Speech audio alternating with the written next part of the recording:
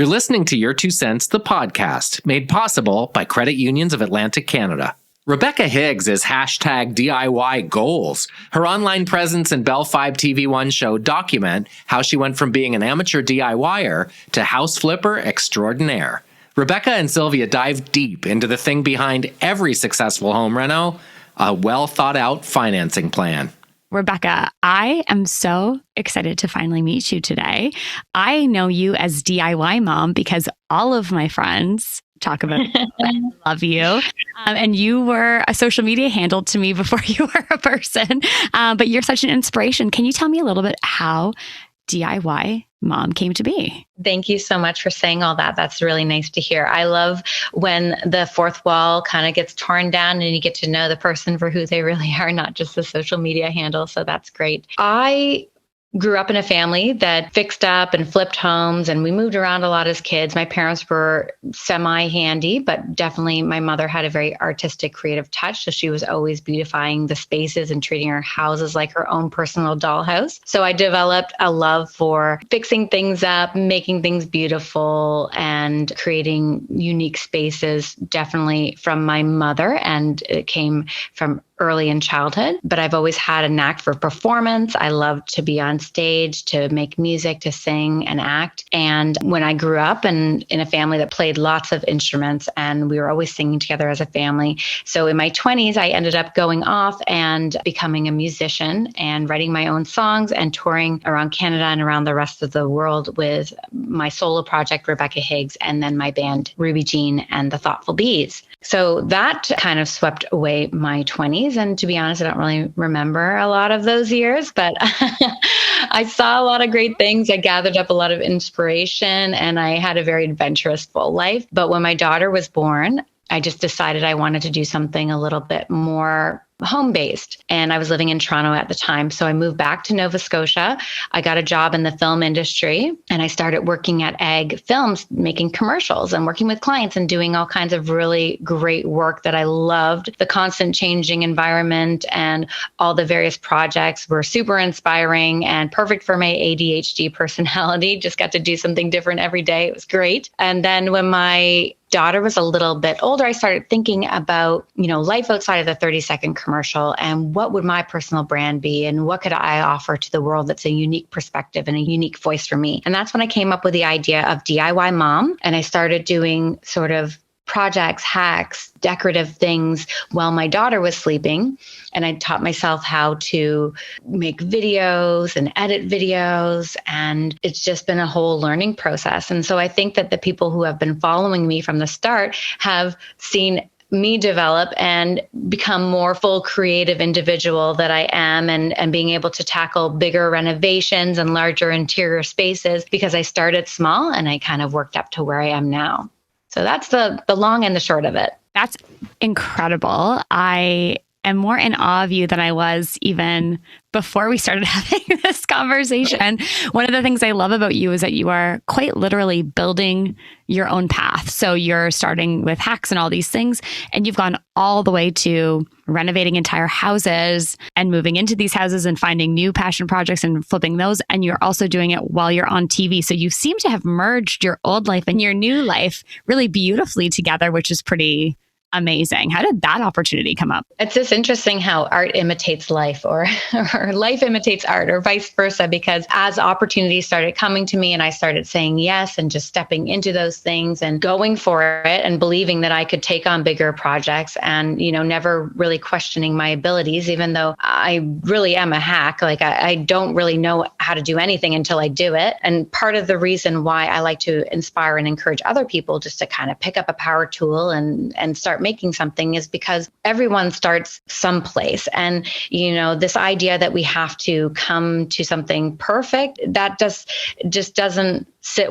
right with me. Life is all about learning and creating new things. And so for me, experiencing things for the first time, tackling projects for the first time, learning as I go, collecting knowledge from everybody that has ever walked in a door and helped me with a project. I'm just like a sponge for information. And I love soaking up that and being a lifelong learner. So it's really, I've grown and I've taken steps as they've come up and kind of said yes to these opportunities as they come up. And it keeps leading to, bigger, better things and deeper connections and more purpose-driven work, which is what I love to be doing. And I love to make things more about than just making a pretty picture on Instagram. I like to encourage people to live fulfilling, full lives, to experience life in all ways, like the highs and the lows and the struggles and the successes, and also to have quality time with your family, because you just never get back those tiny moments with your tiny little children. I love that. That's amazing. It's really interesting. I love that you're talking about using power tools, because I never knew how to use tools growing up. Really didn't have much of an interest in it. But when we bought our second house, we were working on the kitchen and all these people were around working on things.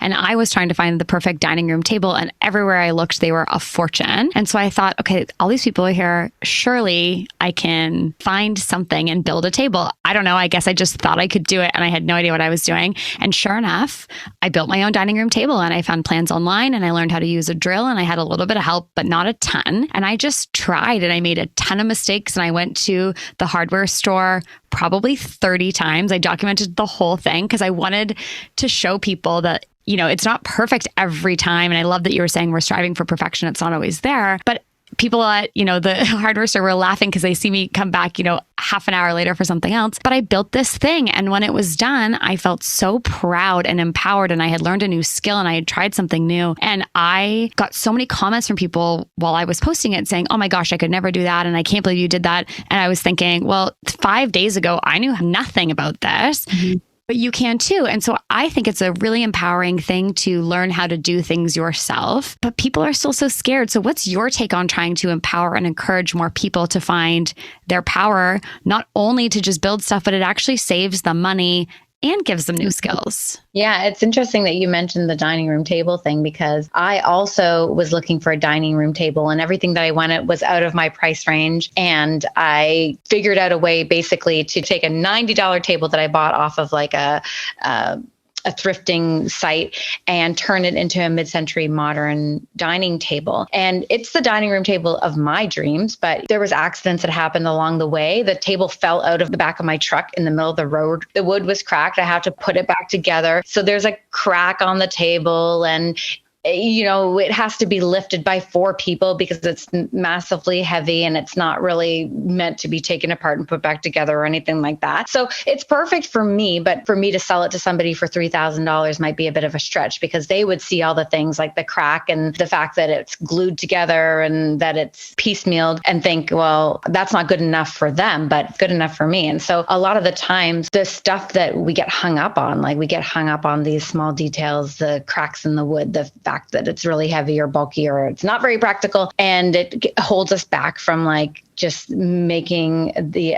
attempt in the first place. And making stuff over the years has really saved me, because whenever I needed something and I couldn't find it or I couldn't afford it, I was able to build it. So like the bed I'm sitting on right now was one of the very first projects I made. I made it out of 2 large doors, and it's come with me through various homes. And every time I think, oh, I'm not going to use that bed again, I end up needing a frame for a bed, and it kind of makes its way back into my house. And it also gives you a nice personal style, because these things aren't going to be replicated. You're not going to see them on Instagram with other people's accounts. You're not going to see them in a big box store.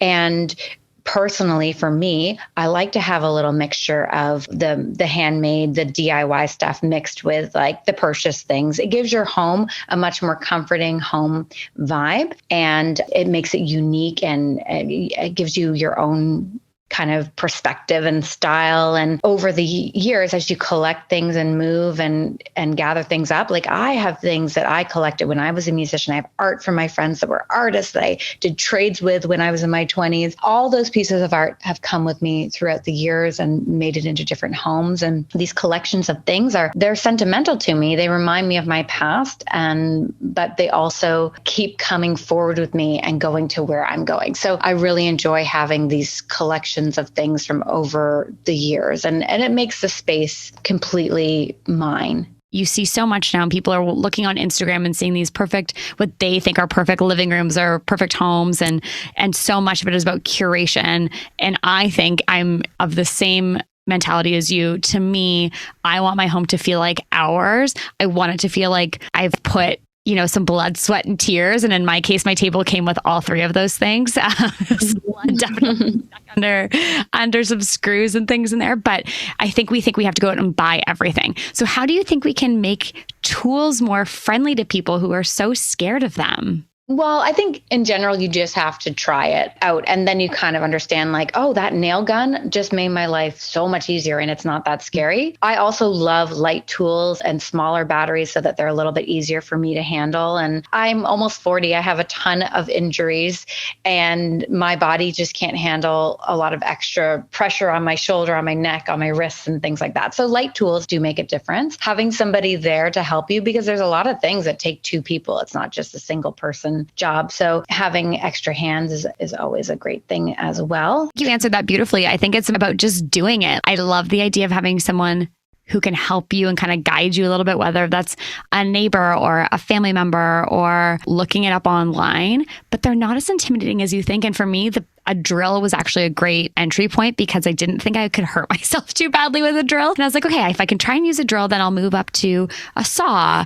And I will be honest, like I'm a creative person. I am not a science and math person. So learning angles on saws was like my brain bent in half. Like that took me a second to get my head wrapped around, but I got it eventually. And there's a lot of very terribly cut pieces of wood that have unfortunately fallen victim to me, but I got it eventually. And I think it's just doing it. I think there's no other way. It's true. And I love doing things that maybe are a little bit more tactile. Like I love tile. I like wallpaper. I like doing texture things using mud. And I also love using every piece of scrap wood around. Like I did not throw out a single thing in this renovation. Every cupboard that I took down, every cabinet that we took out, I reused in some way. If something is made of solid wood, generally you're going to be able to find another use for it. Okay, I'm going to turn the tables on us a little bit because I know that no matter what your project is, it takes money. Renovating a house takes a lot of money. And I don't know why. I had no idea how people ever afforded to renovate homes because I was always under the impression that you needed to be sitting on all of the money required, that every last penny had to be in your possession to renovate a house. And it always seemed so daunting. So I know I'm currently living through a reno right this moment. I know you are constantly evolving and renovating. How do you approach financing a renovation? Well, my first renovation, I was able to do it through my mortgage. So I did get a mortgage and it was a renovation mortgage. So I was able to draw extra funds from that. And I'm not sure if it's still set up the same way if you're able to do that. But in general, I put like everything back into my home because I feel like it's a good investment to put money back into your home. I've also always been very smart about the properties that I've bought. And even though I recently purchased a new property to fix up in this climate, which, seems like it would be a bad idea, I still got a house that was for under asking in an amazing part of the city. I always go for the worst house on the best street. And I look for those houses that nobody's competing with me for. I hate competing. I don't do the competing offers, nothing like that. I generally go for houses that have been sitting on the market a little bit longer, that need a little bit of work, that are intimidating for people. So there's not a lot of competition. But that aside, like once you have the house, it is a big expense to do major things like plumbing and kitchens. And there are ways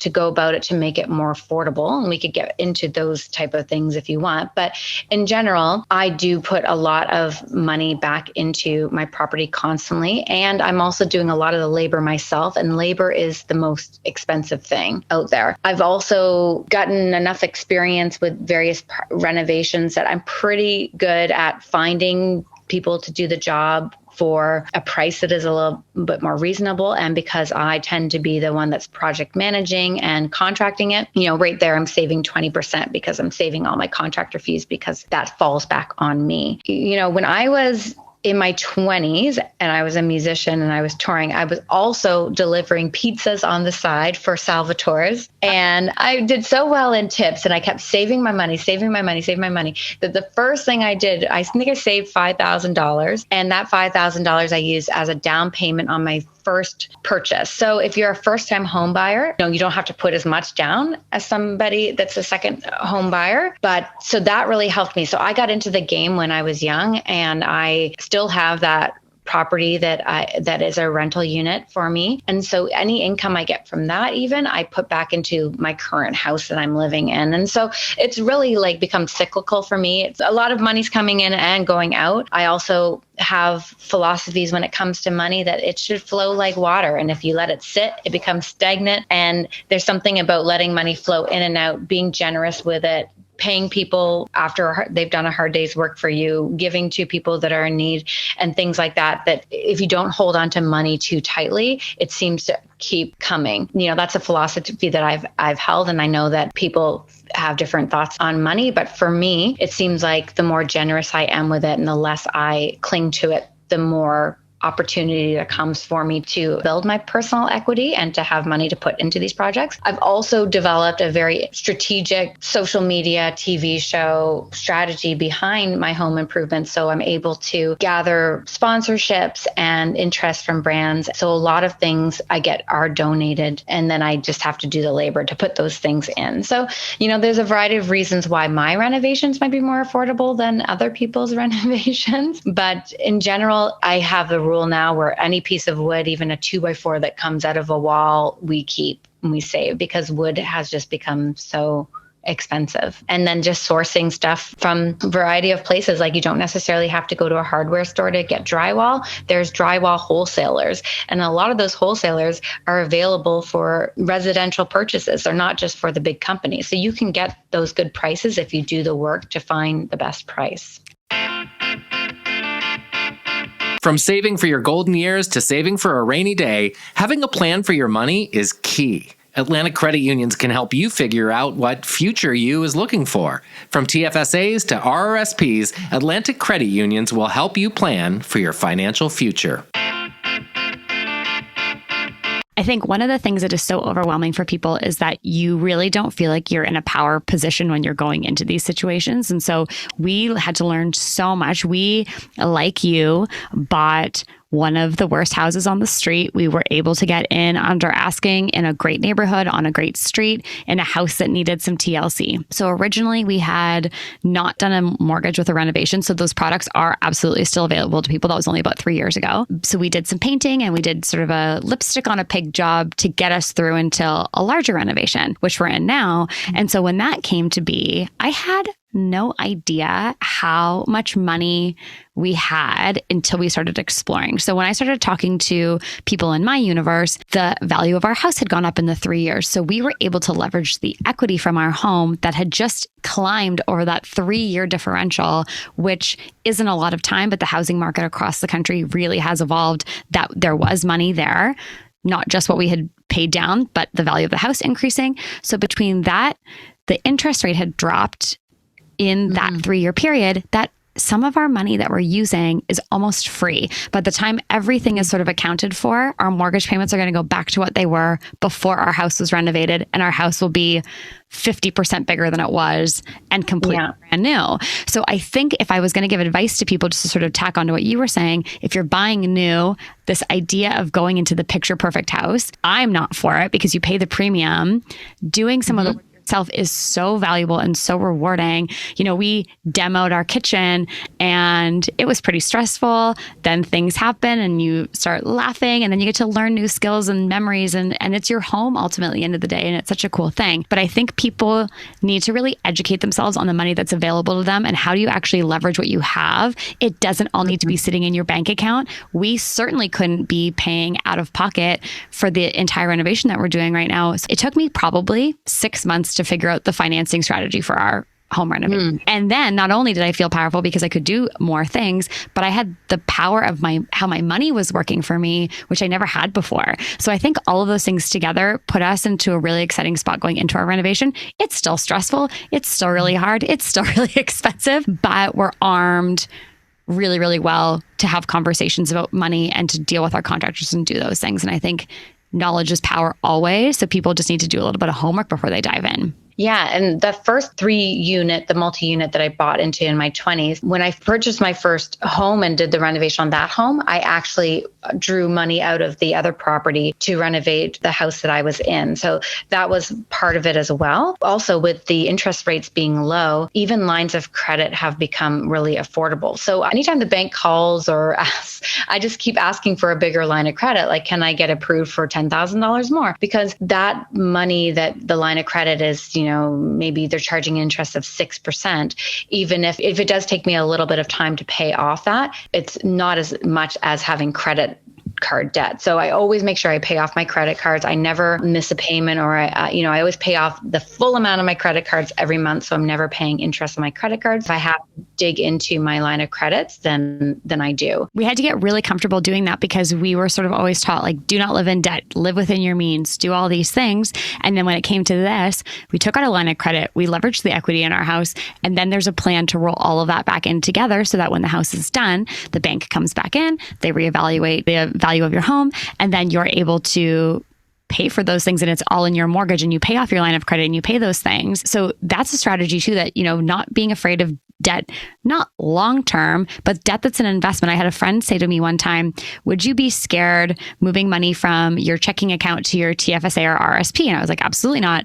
And he said, well, then don't be afraid of moving the money from your checking account into your home or your line of credit into your home, because it truly is such an investment and that shouldn't feel so scary. And so I think it's such a good point of going into debt for this purpose to increase the value of your home is good debt to go into, as long as you know that you can pay that mortgage at the end of the day. So it's just being really smart about what you can afford and knowing what the long-term plan is. And, for me, I've never seen balances on a line of credit or my credit cards like this in my life. And I just try and sleep at night in spite of it. And, I know there's a plan, and I've got a wonderful group of people behind me in the background helping me manage my money appropriately. Yeah. And if you ask your mortgage broker, or whoever you're dealing with for purchasing your home, about even a home equity line of credit, that's something I didn't know that was available to me. And now I'm kind of getting wise to it and getting those things tacked on, because that means that anytime I've ever paid into my mortgage, like any mortgage payments that I've made, actually build onto my home equity line of credit and mean that there's money for me to take out for future things that may need. So there's lots of access to funds for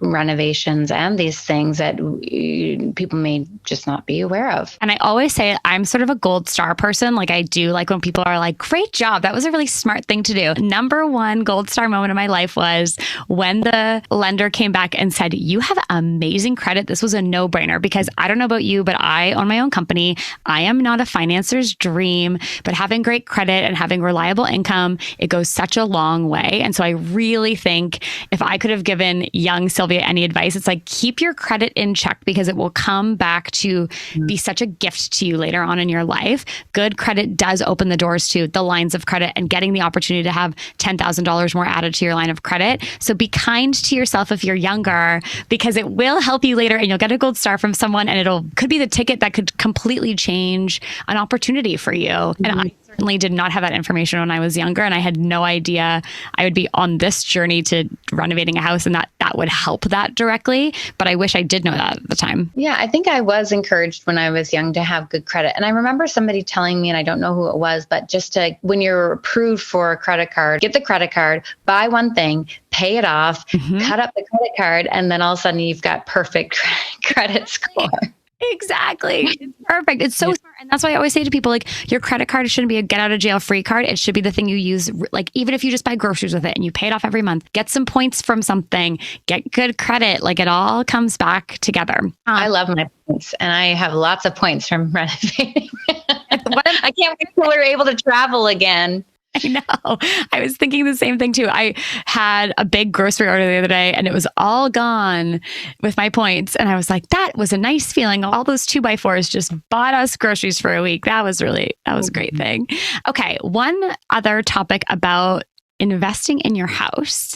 If I made you pick between a gorgeous kitchen and a new furnace, which one would you do for you, and which one would you do to increase the value of your home? I'd probably remove the furnace and put heat pumps in. And then do a smaller kitchen renovation, like solid top countertops, and maybe flip the cabinets or do some open shelving on top. And, heat pumps are one of my favorite things that I've ever done in any of my home renovations. And I will keep doing them because living without air conditioning in the humidity that we have is just not fun. But then there are people that might say that the kitchen would add more value to the home. But a lot of people are buying really expensive homes right now that still need a kitchen renovation. Yeah. But I think if you're buying a home knowing that you're going to have to do a kitchen renovation, you're probably going to update the heating system as well. Question. I'm not going to lie. And I'll tell you why. It wasn't a trick question for you per se. I was told by a few people that said kitchen is perceived value. It'll probably bring you more bids on a house, where a furnace actually, or a heat pump, or whatever the thing is that's heating your home, is actual value increase in your home because it's actually so critical. So sometimes people get distracted by the bright and shiny versus elements that are powering your home. So that was a bit of a trick question. So I'm sorry. I really like to answer that because you had to eat it too. And I love that. Yeah. The furnace is interesting though, because it's only really $5,000 or $6,000 for a new furnace. So people are getting all worked up about offering on a house that has an old furnace. I would just say to people, don't let that be the thing that keeps you from buying the house, or that maybe the offer falls through because you had a condition on it, or you're getting into a battle over the date of the furnace. I would say let that slide, because it's probably easier right now to get people in to replace a furnace than it is to get people in to do a kitchen reno. Well, that's a great tip, because it is true. Like, the contractor world is so wild right now. I think the other thing you just touched on is also this. We have looked for opportunities to defer payments on things. So the windows in our house, we found a company that we can pay for our windows in a year. We did that already for a couple of windows when we first bought the house. Those windows have been saved. They're going back into the house. But the rest of the windows, it's a really big chunk of your budget. And when you look at the refinancing of your home when the renovation's done, that can all be rolled in. You pay off the windows before you even pay a lick of interest on them. You can do that with furnaces. You can do that with so many of the big ticket items in your house when you look for financing plans. And I think that's also a creative way to get the thing you need and still get to have your cake and eat it too. You can still have the kitchen, but maybe the furnace is on a payment plan that you in a year completely pay off. Well, you're going to have to give me that number for the window people. I sure will. We love them. They're the best. I did a lot of homework on that one, and there's not a lot of places who do, but I will absolutely share that number with you for sure. Yeah. And I think I'm starting to look into more opportunities to have financing plans outside of just your line of credit and your mortgage, because even Efficiency Nova Scotia and other companies are offering incentives for you to update and to make your home more energy efficient, and looking for potential payment plans on solar panels or, heat pumps and things. So you don't have to pay that big $15,000, $20,000 chunk out of your pocket could make sense, because you could just be paying the same amount that you'd be paying on a regular power bill for the first, 5 years. And then after that, have free energy, or be able to sell your house at a better value because there's solar panels, or there's ways that your house has become more affordable instead of like a $2,000 oil bill. Like I said, it's quite a journey, and finding the things that, and I think it's right. Like, look for the efficiency programs. Where can you get rebates? That exists for first-time home buyers. It exists for people who are doing renovations. We have our contractor is helping us learn how to wire our house, because he's like, running wires is a job you can do, and it's going to save you a bunch of money. So I think building a team of people around you, whether it's your window person or a contractor that you trust or your lender, get a good team, because if you have good people around you, they're going to share their little pockets of knowledge, and you'll get better deals on things and just more access to more information. I think it's so important in helping. Another point to that is that if you understand terminology, or if you have a little bit of terminology under your belt, and you pull out a couple of those words when people come in to quote something for you, then they'll know that they can't really pull the wool over your eyes. Or there might be the quote that's like, we're really busy right now, we don't really need your business quote. And then there's the quote like, we could use your business. And so that is why it is good to get a couple of different quotes too, because for instance, I just got a quote for a new roof, and one company came in with a $22,000 quote and the other one a $10,000 quote. I'm like, what is going on? I asked my friend who's a contractor, like, why is there such a discrepancy in the price? And he said, some people are just super busy right now, and they're just throwing out these huge numbers. And like, if you say yes, then okay, we're going to do that work. But if not, we're really busy right now. So we don't really need the work. So it's worth it to look around and try to get a few different quotes to find out where the average price is sitting and what's, realistic. And then try to do as much as you can yourself. It's so smart. Okay, I've got one more question for you. So here you are, literally building yourself an empire and building your future and doing all these amazing things. I'm so impressed with all the things you've got going on. You really are DIY mom. I'm just so impressed. But you have a daughter, and your daughter is watching you do all of these things. So you're hosting, you're building dream homes, you're engaging an online community, you're inspiring people. What kind of messages do you hope stick with her as she sees you do this? Well, she picks up on everything that I do, and I can see the wheels in her head are constantly turning. Like even the way that she stopped a guy in a big truck the other day and said, whose truck is this? You're parked in my mom's spot, like I can see she's like going right to executive leadership skills, So I'm trying to reel it back in a little bit, because in general, teaching a child to be kind and positive and treat people with respect and dignity is the most valuable thing that you can teach your child. So for my daughter, anyway, I can tell that she's going to survive just fine. She's be able to take care of herself. She's a definite leader. So teaching her to be a listener, to not interrupt, and to be kind, and to give people compliments, and to have people that want to work for you, that keep coming back because they enjoyed working for you, because you paid them on time, because you were nice to them, because you spoke to them respectfully, is way more of a characteristic and a trait that I would like to instill in her, because maybe that's not as easily or naturally come by her. She's just ready to take the world on and, isn't going to put up with any crap from anybody.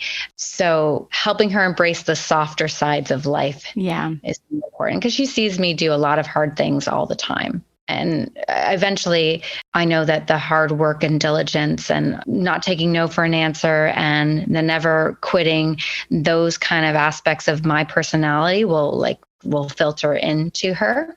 So I hope to teach her the more gentler things in life. And my grandfather always said that the most important thing in this life is that we live by the golden rule, and that's do unto others as you would have them do unto you.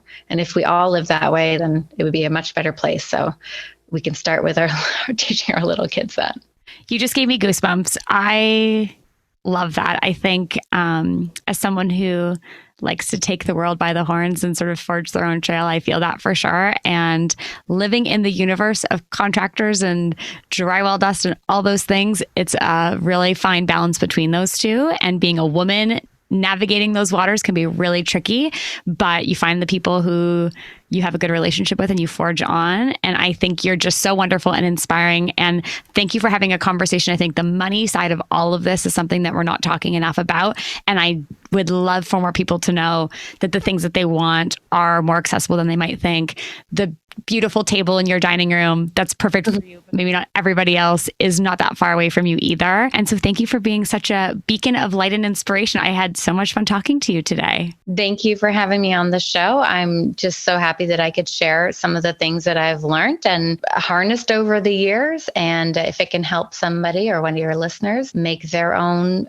home dreams come true, then it was well worth my while. So I really appreciate the time today.